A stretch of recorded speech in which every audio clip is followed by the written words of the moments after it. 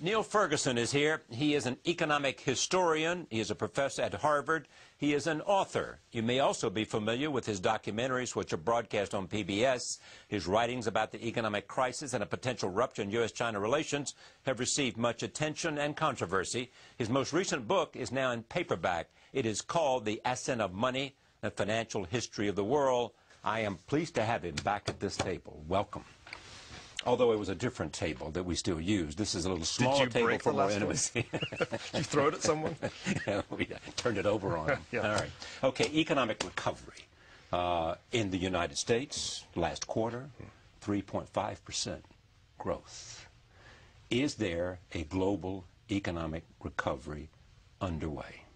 I think there's a global economic recovery which looks actually rather more sustainable than the U.S. recovery. Most of the U.S. recovery is in the form of stimulus from government, the Cash for Clunkers program and the encouragement to first-time home buyers. That accounted for a really large percentage, more Less than than half. 50. Pretty close to half if you add those two things together, and then the rest of it has to do with inventories. I don't think this is a sustainable recovery yet. The recession is technically over, but I will be very surprised if the next quarter's numbers are as good, because these programs are expiring or have expired.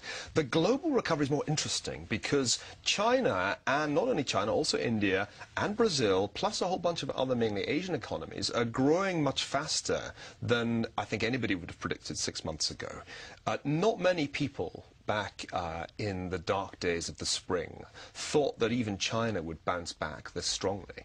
But with growth now at an annual rate of around 10%, and interestingly, consumer growth in China growing even faster than that, there is clearly a global recovery. But the engine of growth is not the United States. For the first time, and one might say in a century, the engine of growth in the world economy is no longer the United States. But it hasn't been the United States for a number of years. No, the engine of growth in the world economy was China plus the United States in the last 10 years. But it was very much China plus the United States. You can actually figure this out if you look at the decade running up to the crisis, so 1998 to 2007, 2/5 of total growth in the world economy was China plus America. But of that 2/5, the United States was the lion's share, just because it's still the biggest economy in the world. And how much of it has to do with the Chinese stimulus? A lot, because that, in relative terms, is a very, very big shot in the arm of China's economy. Plus, China's stimulus has kind of worked better. It turns out that you can have Keynesian policies. Well, yeah, right. You can have Keynesian policies where you aim to stimulate demand through massive government expenditure financed by borrowing more easily in a controlled economy than in an open economy like that of the United States, which is a point, incidentally, that Keynes made in the 1930s. If you look at the foreword to the general theory, the 1936 classic, in the German edition, Keynes says that the policies he recommends of deficit-financed government pump priming will work better in a controlled totalitarian economy than in a free, open economy, and that's still true today. So what's the sort of your own sense of the American economy over the next 2 or 3 years? Well, I'm relatively pessimistic about how fast growth is going to be. The administration earlier this year forecast that the economy would grow next year by 3.5%, then by 4%, then by 4.5% after that. I think that's highly unlikely to happen. My guess is that the economy will grow in real terms at closer to 2% a year for the next few years.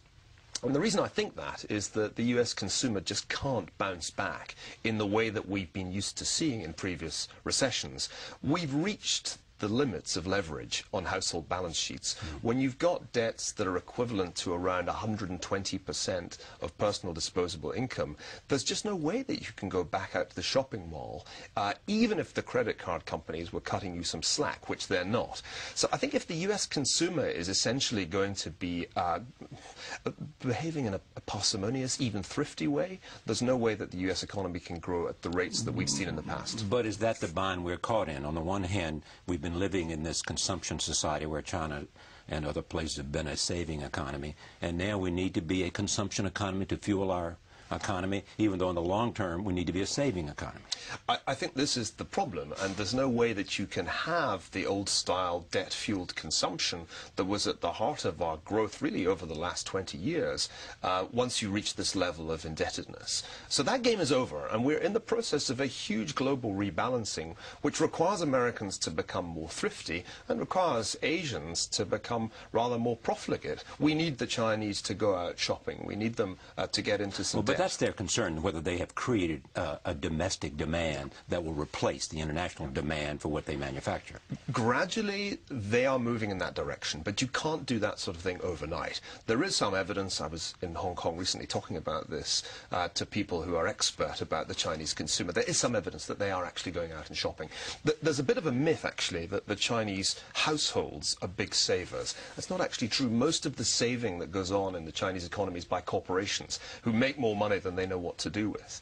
So actually, Chinese households are beginning to save less, and they are going out and they are spending more. But, you know, you can't transform a culture as thrifty as China's in the space of a few months. This will take years to unfold.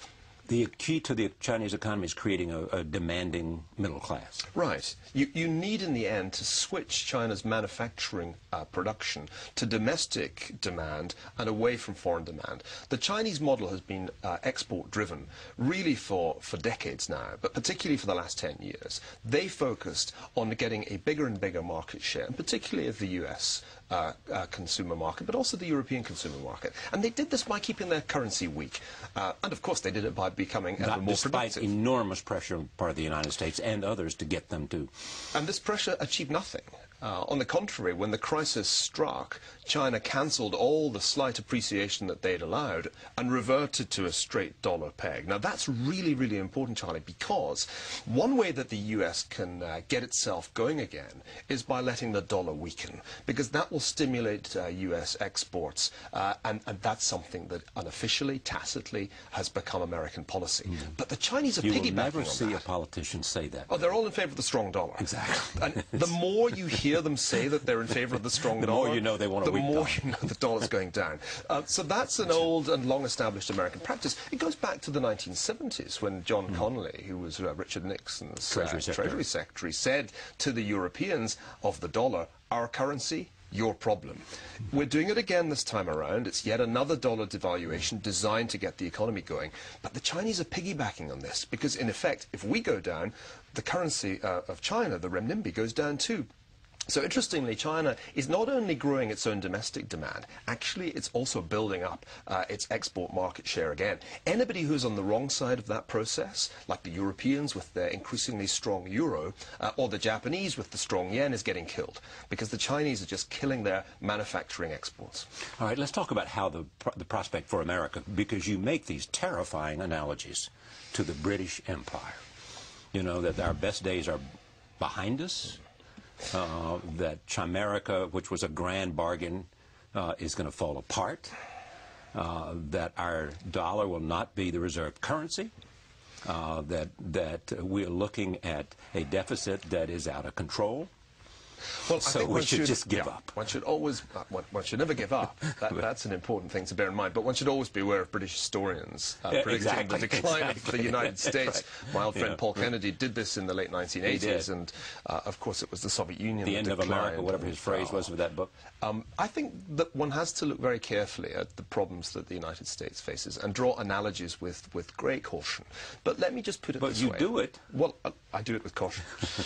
Let me just put it this way. At the end of World War II, the United Kingdom was as indebted in relation to its gross domestic product as the United States is today. If you include private debt, most of Britain's debt was public debt. Today, the United States has a huge mountain of private and public debt. And the public debt mountain is getting bigger very fast indeed, with a $9 trillion cumulative deficit over the next 10 years. There's no question that that's unsustainable. I don't think anybody, even Paul Krugman, who loves deficits, would acknowledge that that is an unsustainable path.